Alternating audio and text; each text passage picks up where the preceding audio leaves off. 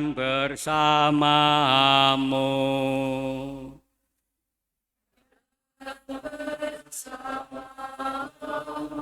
Inilah Injil Yesus Kristus menurut Santo Yohanes.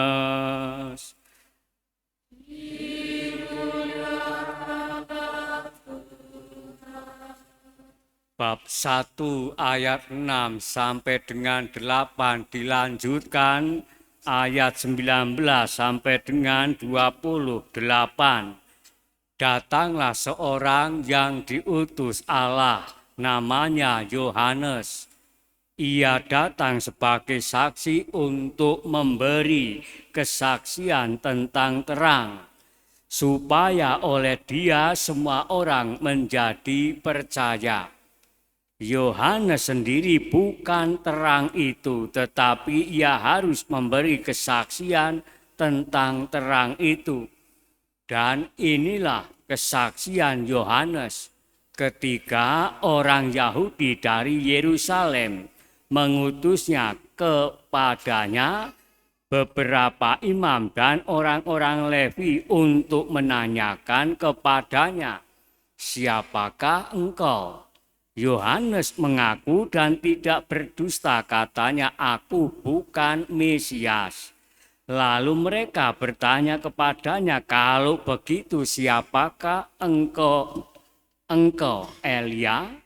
Yohanes, "Siapakah engkau?" Yohanes mengaku dan tidak berdusta, katanya, "Aku bukan Mesias." Lalu mereka bertanya kepadanya, "Kalau begitu siapakah engkau Elia?" Yohanes menjawab, "Bukan." "Engkaukah nabi yang akan datang?" Ia pun menjawab, "Bukan." Maka kata mereka kepadanya, "Siapakah engkau? Sebab kami harus memberi jawab kepada mereka yang mengutus kami. Apakah katamu tentang dirimu sendiri?"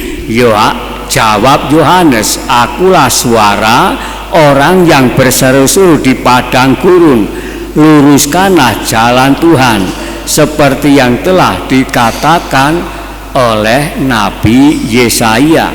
Di antara orang-orang yang diutus itu ada beberapa orang Farisi. Mereka bertanya kepada Yohanes, "Mengapa engkau membaptis jikalau engkau bukan Mesias, bukan Elia, dan bukan nabi yang akan datang itu?" Yohanes menjawab kepada mereka, "Aku membaptis dengan air, tetapi di tengah-tengah kamu berdiri Dia yang tidak kamu kenal, yaitu Dia yang datang kemudian daripada aku. Membuka tali kasutnya pun aku tidak layak."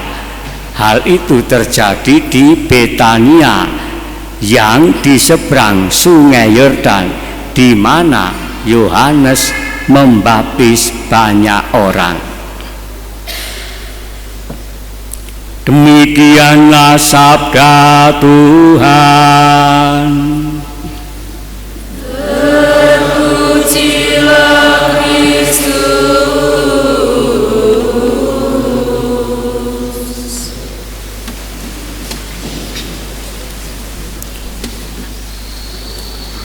Bapak, Ibu, dan saudaraku yang terkasih,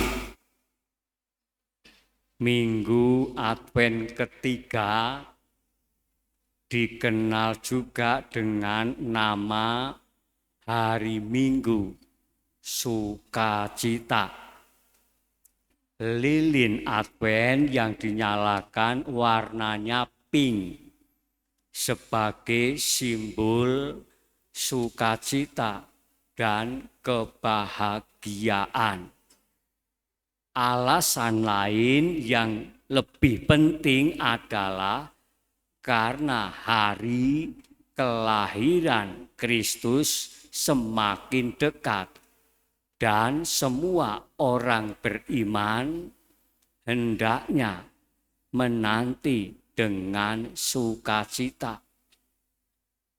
Hari ini kita semua diundang mestinya bersukacita karena semakin mendekati hari kelahiran Tuhan kita yang kita imani, yakni Yesus. Maka sukacita yang kita salurkan baik ke dalam diri kita maupun keluar dari diri kita adalah sarana yang sangat baik untuk menyambut satu-satunya Sang Penebus, yakni Yesus Kristus. Kita sediakan diri kita sebagai palungan kelahiran Yesus saat ini. Dengan apa lagi kita bisa membalas kebaikan Tuhan yang telah rela meninggalkan istananya yang kudus dan merendahkan dirinya dengan menjadi sama seperti manusia, kalau bukan dengan sukacita yang kita miliki. Sukacita adalah harta yang sangat berharga yang bisa kita persiapkan buat kedatangan Tuhan. Sebab Tuhan tidak pernah mengharapkan satu umat pun berduka cita pada saat kedatangannya. Jadi sukacitalah yang bisa kita balas untuk menyambut kedatangan Tuhan tersebut. Bapak, Ibu, dan saudaraku yang terkasih, tidak ada lagi alasan bagi kita untuk tidak bersukacita. Sekalipun badai datang menghampiri kita, justru inilah saatnya kita untuk mampu melihat suatu makna positif di dalam semua kejadian buruk atau pengalaman buruk yang kita alami dalam kehidupan sehari-hari sebagai orang beriman. Inilah saatnya kita mulai berusaha melihat kehendak Tuhan dan pesan Tuhan di balik semua peristiwa yang dialami, sekalipun peristiwa tersebut sangat tidak mengenakan hati hidup kita sebagai orang beriman. Bacaan kitab suci hari ini mengarahkan kita semua menuju kepada terang yang juga menjadi sumber sukacita bagi kita. Bersukacitalah senantiasa, tetaplah berdoa dan mengucap syukurlah dalam segala hal. Demikian kata Paulus bacaan yang kedua. Ini adalah kehendak Tuhan untuk membawa sukacita kepada sesama yang menderita, yang remuk hati, para tawanan, dan mereka yang berada di dalam penjara. Sukacita itu berasal dari Tuhan Allah yang diwartakan oleh Nabi Yesaya bacaan yang pertama. Roh Kudus dan tugas kita adalah membaginya kepada mereka untuk bisa membawa sukacita dalam Tuhan kita yang harus kita wartakan dalam kehidupan sehari-hari. Kita mewartakan, yakni membawa sukacita itu dalam misi-misi yang diwartakan oleh Nabi Yesaya. Pertanyaannya, apakah kita memiliki roh? Apakah Roh Kudus memang tinggal di dalam hidup kita juga? Kalau Roh Kudus itu hidup di dalam diri kita, maka kita akan mampu membawa sukacita itu. Caranya dengan mengunjungi saudara-saudari kita yang menderita, yang diwartakan oleh Nabi Yesaya. yang dalam bacaan Injil kita berjumpa dengan Yohanes Pembaptis ditampilkan sebagai yang diutus oleh Yang Maha Kuasa untuk menjadi saksi bagi terang, meskipun ia bukan terang itu sendiri.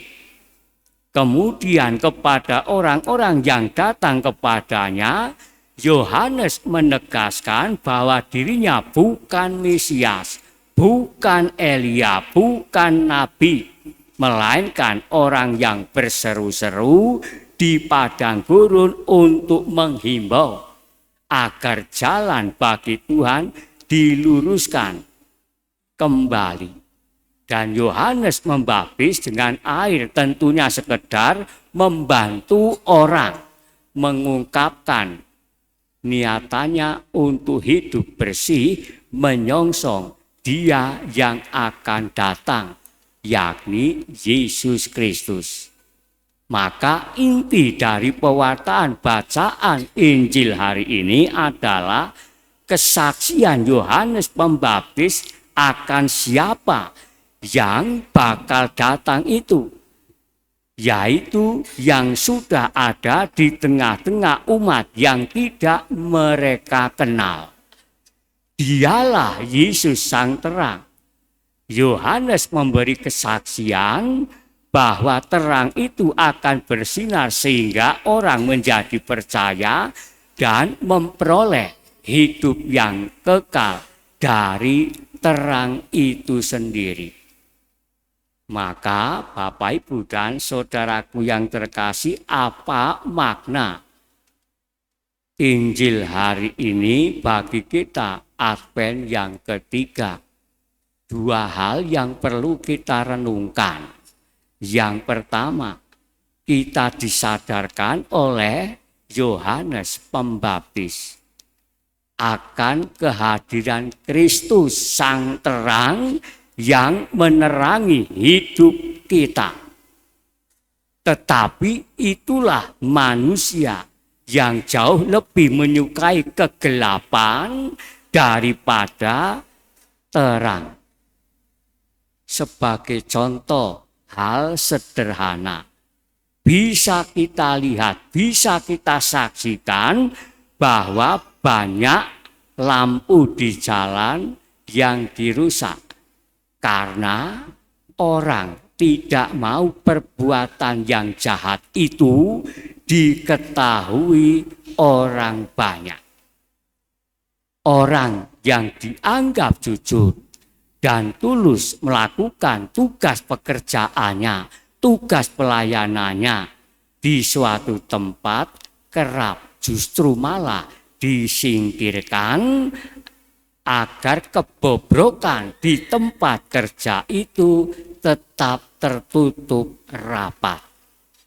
Bahkan banyak orang yang bekerja sama dalam hal-hal yang tidak baik, seperti misalnya korupsi terjadi di mana-mana, juga di lingkungan gereja. Ada kelompok-kelompok tertentu dalam gereja yang eksklusif. Mereka tidak mau diganggu-gugat. Kalau diganggu, mereka akan memberontak karena kenyamanannya justru diusik. Lalu yang kedua, kalau kita sungguh-sungguh mau menjadi saksi yang tulus dan jujur, pertama-tama yang dibutuhkan adalah kerendahan hati seperti Yohanes Pembaptis. Yohanes mengakui dirinya apa adanya, ia tidak terpengaruh popularitas yang bisa diraihnya karena semua orang menganggap Yohanes sebagai seorang nabi. Yohanes justru menolak semua kenikmatan duniawi demi tercapainya apa yang mau diwartakannya, yakni Kristus Sang Terang itu sendiri. Itulah cara Yohanes mewartakan Yesus sang terang. Nah, kadang-kadang dalam kehidupan harian orang terlalu bersukacita secara manusiawi sehingga lupa bahwa yang harus dikenal dan dimuliakan adalah Tuhan dan bukan manusia. Gampang sekali kita sebagai orang beriman dalam kehidupan harian menepuk dada dan mengatakan, untung ada saya sehingga dia itu bisa berhasil. Atau banyak imam, biarawan dan biarawati yang memiliki kelompok khusus yang selalu memuji dan menyembah. Setelah imam, biarawan dan biarawati dipindah ke komunitas yang lain, kelompok khusus ini tidak mau lagi ke gereja. Yang pada akhirnya yang terjadi adalah Kristus menjadi nomor 2 dan manusia menjadi nomor 1. Sungguh Bapak Ibu dan saudaraku yang terkasih, hari ini Yohanes Pembaptis mengoreksi cara hidup Anda dan saya, cara hidup kita. Dan mulai saat ini kita membawa orang kepada Kristus, bukan kepada diri kita sendiri. Maka kembali kepada pertanyaan, adakah sukacita dalam hidupmu saat ini? Kalau Anda memiliki sukacita, maka bangunlah sikap saling mengampuni. Kasihlah musuhmu dan bertindaklah bagi mereka yang menganiaya kamu. Janganlah iri hati terhadap sesamamu yang berbuat baik, tetapi belajar dan tidak pernah berhenti berbuat baik. Hendaklah di dalam pekerjaan Anda dan saya atau dalam pelayananmu, Tuhan semakin dimuliakan, bukan dirimulah yang semakin dihujani dengan puji-pujian dan Tuhan dilupakan. Bersukacitalah senantiasa dalam Tuhan dan bersyukurlah dalam segala hal. Semoga Tuhan memberkati.